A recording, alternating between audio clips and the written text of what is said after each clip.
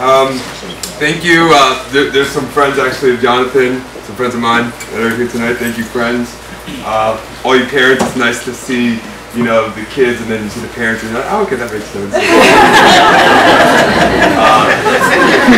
My parents. You mean it in a good way, by the way. It's totally a good way, but it's just like it's funny.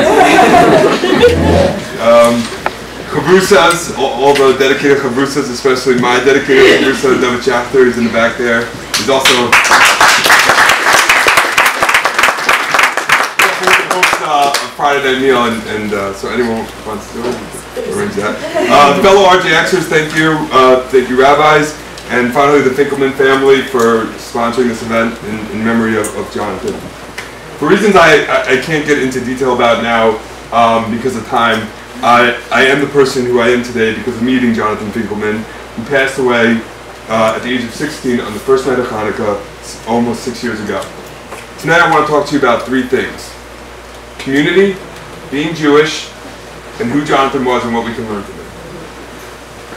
This past Tuesday I was helping out at a charity dinner that is, again because of lack of time, close to my heart, was close to Jonathan's heart, and close to many of my family members' hearts.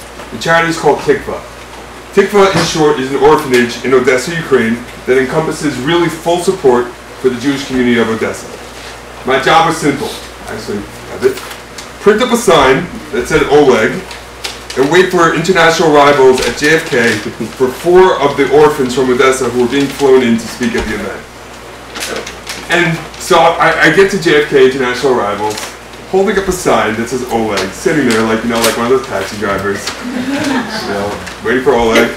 And I'm sitting there waiting for the flight, and I'm looking around, and all of a sudden I see mothers and fathers running up as they see their children to give them hugs and kisses, kids shouting with joy when they see their grandparents and literally sneaking through everybody else to get to the front and give their grandparents a hug, and husbands carrying flowers for their wives because they miss them so much. Everyone had family waiting for them. And then it suddenly dawned on me. The only family that these 4 orphans had waiting for them to greet them after a long flight was me. Me. Some kid holding up a sign that said Oleg in Russian and English and Tikva. This was their family. And all Oleg knew about me, I didn't know anything about Oleg. I was just hoping that he'd find me, and all Oleg knew about me was that I was tall and blonde. That's what he was told. But the only thing that we knew, besides these little minor details, we knew about each other was that we were both part of the same community, the Jewish community. And that was all we needed to know. That since a Jewish community in America saw that a Jewish community in Odessa, Ukraine, needed help, they worked together. And actually, this has been the 10th year of Tikva, and they've raised over $75 million of support for the orphanage and community of Odessa, and over $1 million was raised at that Tikva event that I helped out at. The reason for this is because the Jewish community knows no bounds. It is an Eitz HaChaim, a tree of life, with many different branches. With many different branches of communities that in unison create a beautiful tree. RJX is another branch of this Jewish community. Just like one Jewish community in America saw the need to help the Jewish community in Odessa, Ukraine, another Jewish community saw the need to help the Rutgers Jewish community, and that students needed help in finding out what it means to be Jewish.